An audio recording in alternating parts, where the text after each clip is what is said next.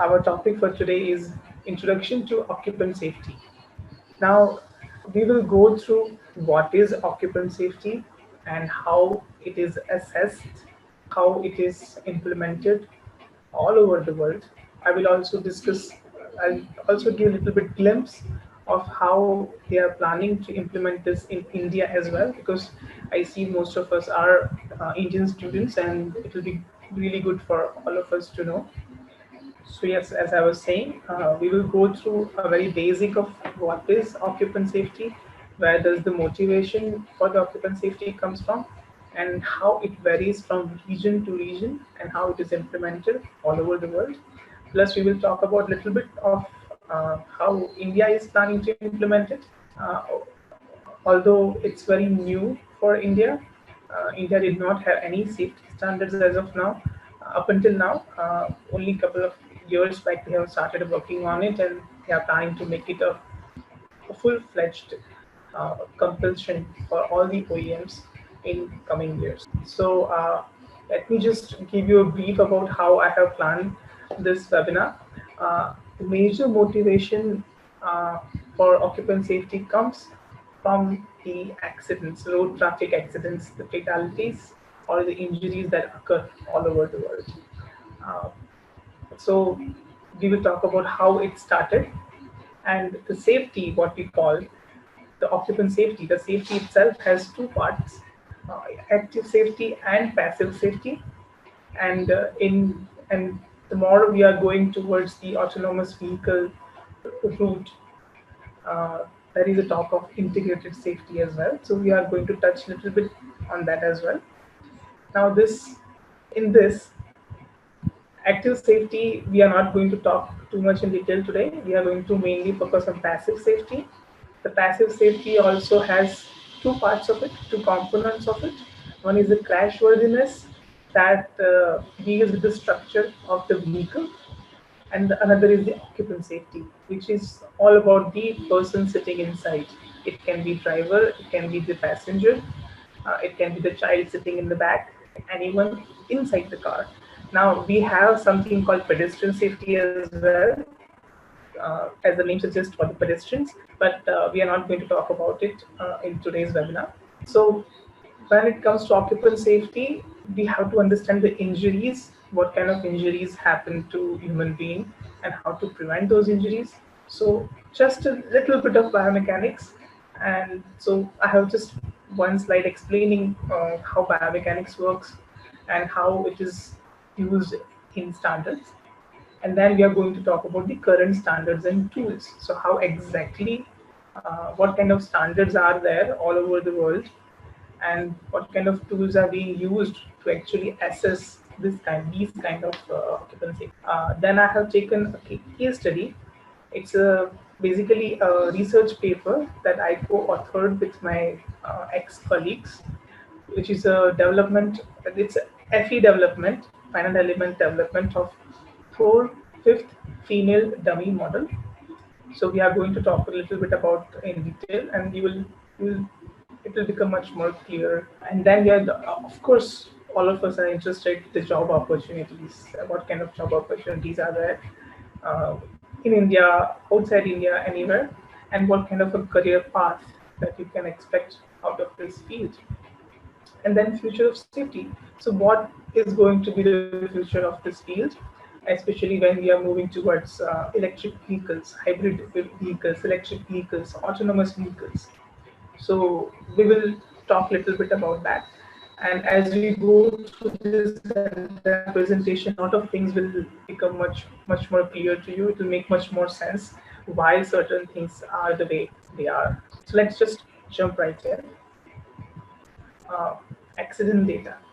So when the car was first invented in Germany, it was mainly uh, a status symbol. It's a toy for the rich people, you know. Only rich could afford it, and they would use it for the recreation purposes, just for fun, taking out for a stroll and show off. Basically, that even today, in many countries, it is still like that. But then, in many countries, this has become a necessity For cities like Detroit in the United States, having a car has become very much important because the public transportation is almost negligible. So the very first reported car accident fatality happened in 1869. So can you imagine how far in past it is, you know? And that happened. This is the first picture. I hope you can see my mouse pointer. The first picture here. It happened in Ireland. This woman named Mary Ward. She was a scientist actually in her time, and this car was built by her cousin, and allegedly her car got stuck in a pothole or some kind of a road obstruction, and she flung out of the car and hit her head on the pavement and died. Now, why am I starting this presentation with such a dark anecdote? But it is extremely important for you to understand the occupant side of it in order to make them safe in the car. So this was the very first reported accident fatality. Now the vehicle collisions that you see usually are very nuanced. They are not just a simple, like how we study in physics. Like two masses are colliding and they transfer the energies to each other. It's principally it's the same thing, but it is much more nuanced. uh, we will talk about it, and it is very short timed. The actual event of crash, it is somewhere between 100 milliseconds to 200 milliseconds and not more than that. So you can imagine how short period of time it is. So all your safety mechanisms, so you can imagine what kind of an engineering level it might require. Now these collisions can be with stationary objects or moving objects like car. You move with a standing car or a moving car. You run under a truck. You can hit a pole, like seen here in the pictures. Now, the objects that you are hitting can have different stiffnesses, different structural integrity. So all this makes a big difference into what kind of energy is being transferred onto the vehicle and then ultimately onto the occupant. And the injury that happens to the occupant, that also depends on the occupant itself, the age of the occupant, on the gender, on the awareness, how aware you are of the uh, upcoming obstruction. All this depends on the injuries that you might crash event. So, for example, if I were to say, so there was this very interesting study that happened where they did a small study. They plotted the number of fatality on the y-axis and age on the x-axis. So when they plotted this graph, it was like a boat. So they realized that the fatality in young people and old people were higher. So in young people it was higher because young people tend to be very reckless, disregard the safety norms and disregard the traffic rules, etc.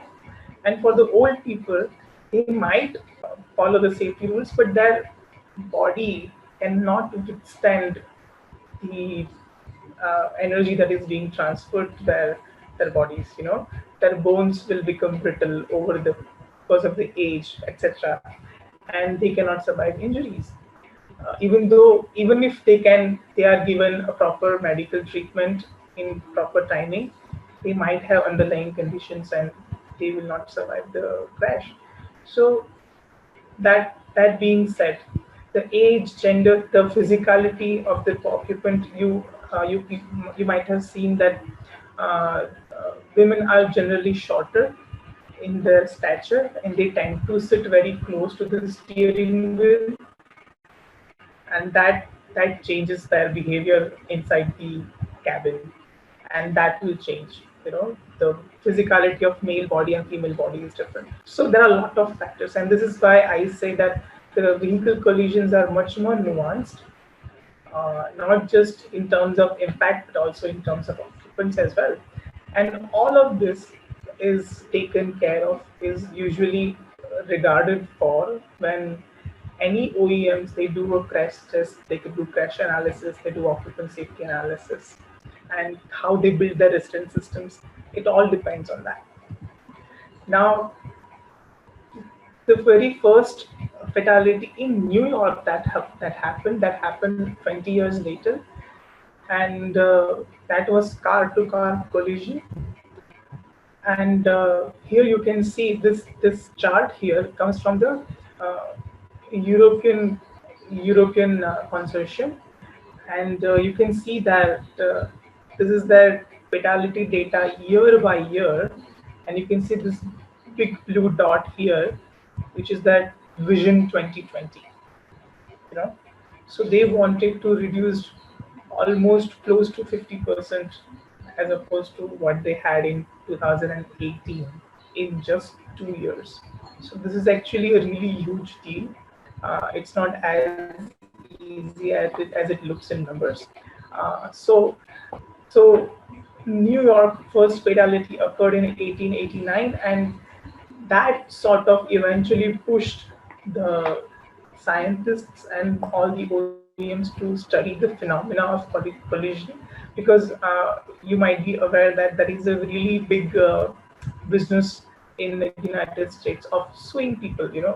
Occupants would generally sue the car manufacturers for any discomfort that they might concur during this kind of events or anything like that. So one of the motivation was that as well. There is actually an institution called IIHS in United States that actually all about the insurance, Institute of Insurance and Highway Safety. Uh, they also have their own set of standards, and they do a lot of work on this kind of research. So eventually, the field emerged in United States, and since then they have been at the forefront of the occupant safety. So the very first era was the 1900 to 1935, which was the emergence of this field of occupant safety. So you can imagine it's almost 100 years old, and the phenomena of collision, how it happens, and what is the mechanism that works. And between the 1936 to 1965, the infrastructure, the traffic rules, the rules and regulation of on which side of road you would want to drive and what would be the speed, etc., etc. The turn signals that you would have to give if you want to turn certain side, and the windshields and all that started being implemented. Now windshield, of course, to improve the visibility during bad weather. And GM was one of the very forefront. GM has been at the very forefront of this field. We will talk a little bit more about it later. And they conducted a very first car to barrier of front crash. Now we have to understand that these initial cars were not so perfectly made for the safety. They were only made for luxury and recreation. It was a status symbol, as I mentioned. So since then, lots and lots of research has happened in the field of designing a car and properly. So what we see today is actually very well thought of machine. Seat belts were introduced as an option in 1956 in United States, and it was in 1966 where United States, they established NHTSA. It's called NHTSA, or National Highway Transport Safety Administration. It's the very first regulatory body that regulates all the standards for all the OEMs that want to sell cars in United States. And they came up with a set of standards which are called FMVSS standards, Federal Motor Vehicle Safety Standards. So many different types of standards are there for the front crash, side crash, and the rollover, and uh, for the interiors, and you name it. all kind of standards that they came up with, and these standards have been amended over the period of time. And you can see the introduction of seatbelt was an option in 1956, and now today it's mandatory. You know, so this is the very important thing that we must understand, that doing just a research is not enough in this field. It has to be implemented, and implementation cannot happen just like that overnight. It is a very generational period. People's mindset has to be changed. Their mindset has to be developed for them to be, very conscious about what kind of machine, what kind of car they are buying, and what are the safety ratings of the car, and etc. etc. So today you can find some of the best cars in the market which are really good, and so many amazing safety features they have incorporated in it. So you can see that it's over 100 years of almost 100 years has happened, and this field has developed, and the mentality about safety has changed over the period of time, and it is going to become much more crucial in coming time, and we are going to talk about that. So uh, so when it comes to, so this was a major motivation behind studying the occupant safety, making sure the people who are sitting in the car are safe, and eventually the safety can be divided into two parts. One is the active safety, other is the passive safety. Now when we say active, in a nutshell, active means avoid crash, no matter what, avoid crashing. Now, but when the crash is imminent, it is not avoidable, it is going to happen. That is where the passive safety kicks in, and the goal of passive safety is avoid injuries to the occupant. You know, so now the active safety takes a major chunk in this scenario. You know, we will revisit this image in terms of autonomous vehicles, but let me just give you a little bit of idea that whenever we are normally driving a car, that is the first thing will be a hazard detection. You know, where a car can detect that is a hazard, that is the obstruction on the way. You know, and it can indicate to the occupant that something is there on the road and you should do something about it. You know, you should do something. And when the occupant cannot do anything about it, now in today's time there is technology available that will take mitigating actions by itself. So basically, car by itself will change the lane. You know, do a swerving maneuver.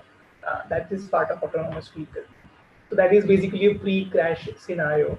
You know, where you do a lot of swerving action. You know, you turn your steering wheel drastically to one side. You know, trying to avoid the vehicle. You push a brake so hard. You know, all that. And when all those efforts are failing, and finally you are going to crash, even little, just a little bit, but you are going to crash, and that is where you are in crash. That is where airbags, seat belts, they come in handy, and they help reduce the energy that is being transferred to the occupant. Actually, the car structure helps. Once the crash event is over, now this crash event is very small, as I said, 100 millisecond to 200 millisecond. That is the crash event, very small. It happens in a jiffy. You know, most of the people who come out of this kind of scenarios, they won't even remember what happened. You know, because it's obviously traumatic, but then it's so fast. You know, and then there is some cars, some modern cars equipped with a system called e-call. You know, so basically you are in a post crash, and occupant may not be in a situation, always be in a situation to call for help. So car itself will call the nearest emergency center. They can be on their way, and they can be given medical attention in time. So this is the basic nutshell of the safety. Active safety: avoid crash at any cost. But when crash is unavoidable. That's where the passive safety comes in, where avoid injuries. That is the idea. Now, in today's time, what we want in the time of autonomous vehicle, what we want is we want both these systems to work hand in hand. You know, we want them to work together. We want these active safety systems to be so smart that when crash is imminent, it can, give a warning to the passive safety system that crash is going to happen. Be ready, and it can start taking the preventive measure for the passive, for the injury reduction. So that is basically integrated safety. Now you can see the aims of what basically active safety does. It informs, it supports, and it intervenes. It lets you know, it gives you warning what is happening. You know, it supports in showing where exactly what is happening and how you can change it. What is the distance? What is the speed, etc. And in today's time, the advanced driver assistance systems, it can intervene as well. It can it can take the control of vehicle in its own hand, take the mitigating actions, and then comes the passive safety. That any minor accidents or the major accidents. So you can see these two images here. So there will be a sort of a black box. It sort of records all the information. It takes in all the information. It's like a smart brain of the car. And there will be, so in today's time, in autonomous vehicles, the active safety systems will have some kind of a radar technology. So it can detect, there will be a short range frequency radar system and the high range frequency. It can detect all kinds of in different ranges. If you're going at a very high speed, it will be very helpful to have a very high frequency, very long range of the radar system. So you will have ample distance and ample time to take the preventive measures. And these systems can be uh, fitted in the car in all directions, to cover all the blind spots. So basically, a car is literally seeing everything that is happening around. And the goal of autonomous vehicle is this: that car has complete control and driver becomes unnecessary, sort of. Sit in a car, have a round table conference, and just car is going by itself. So uh, that makes occupant safety extremely challenging. We will see how it becomes extremely challenging. But yeah, that is the goal. That active safety systems become so smart eventually. So this is where a lot of data science comes in the picture. You have to process lots and lots of images, lots and lots of data in a very very fast. You don't have so much time. You have to process them very fast and take a decision right in time. So very smart algorithms are being developed. You might know Tesla and Google. They have their own autonomous vehicle, and they have been doing these kind of experiments. And actually, it started from military basically. A lot of this safety things and all the tools that are being used comes from military experiments, and then it has come for the civilian usage. Nonetheless, it's very useful. Uh, and in the passive safety, you will have so many different types of airbags, you know, and knee airbag and the the airbag for the head, the curtain airbags, and you will have the active bonnet for the rear crash scenarios. You will have the uh, lots and lots flexible steering wheel. So structure also plays a major role into it. So in passive safety, there are two components, as I mentioned earlier. One is the crashworthiness, the other is the occupant safety. Now, what does crashworthiness do? So now these collision energies are different. All the collisions are different. No two collisions will be the same. It's going to be different, and it varies on a lot of different things. It is dependent on the infrastructure as well. Where countries like India are struggling a lot because infrastructure has to be proper. Um, so structures job is to reduce the energy being transferred to the occupant as much as possible. So there are dedicated crumple zones in the car, in the front structure.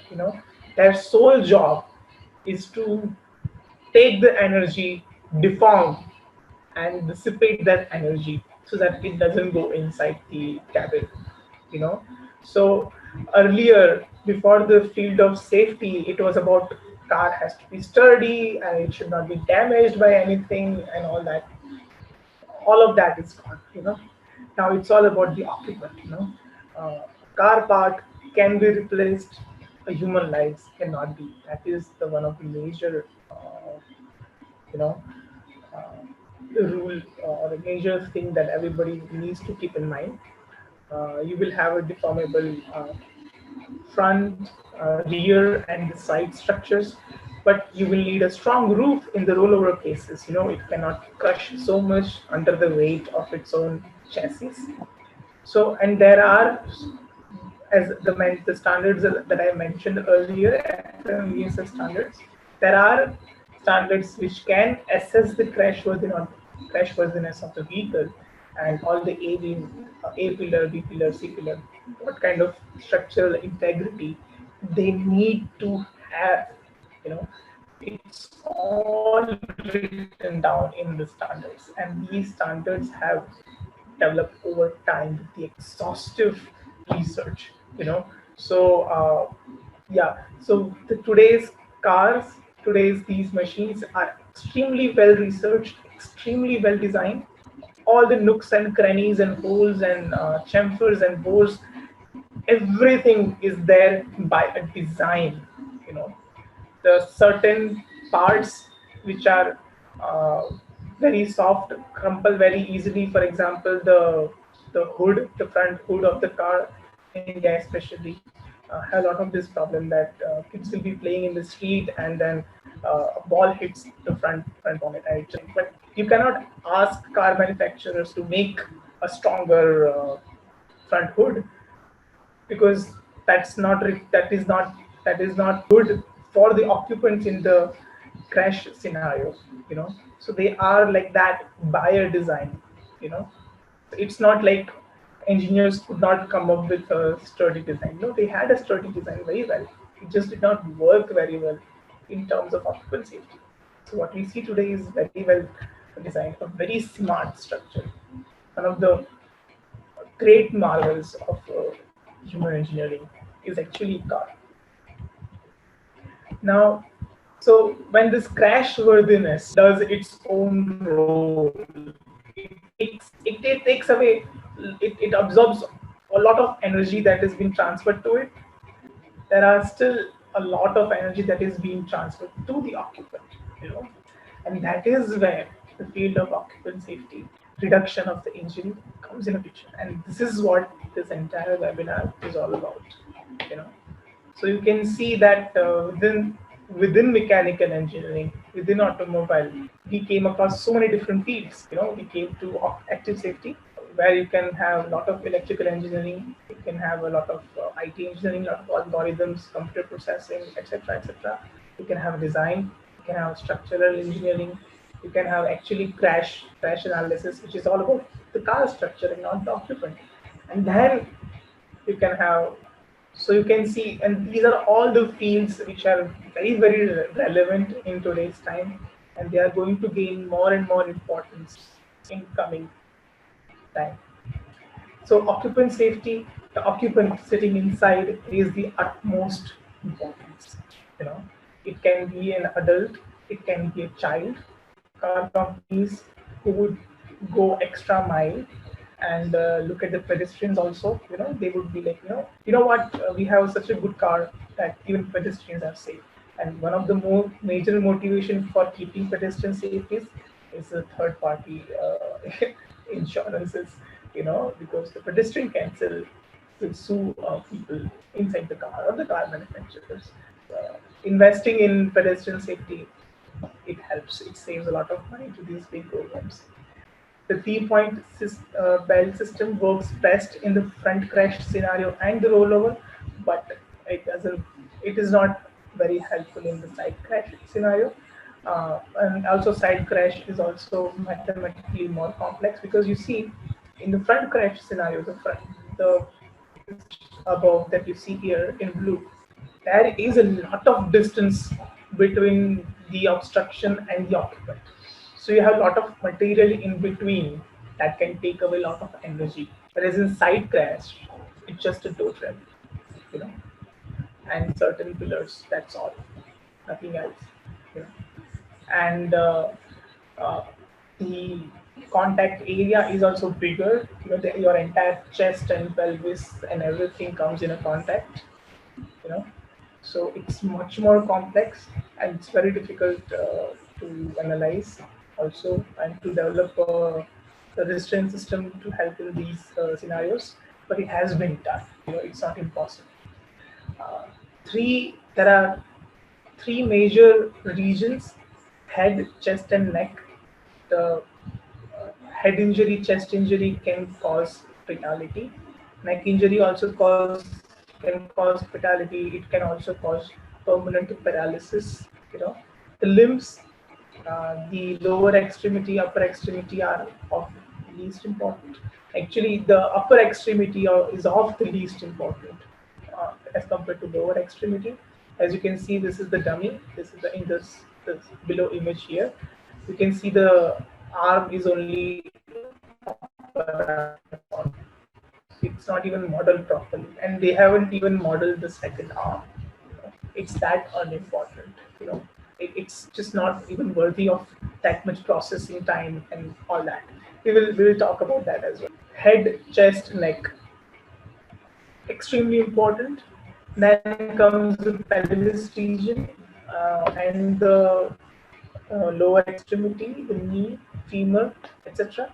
And now a lot of people are actually looking into the abdomen also, because of the older occupants who are very aged occupants, and they have very reduced material properties of their body. You know, the bones are brittle, and it's just a deterioration of their organs, and they might die of some internal injury within the abdomen. You know. So it's also part of a focus now, because they have we have done a lot of research on these regions and these parts. So now uh, we are going towards the things that are earlier they were least important, now they have become very important. So now, how do you assess the occupant safety? So it's all about the reducing the injuries that happens to the occupant.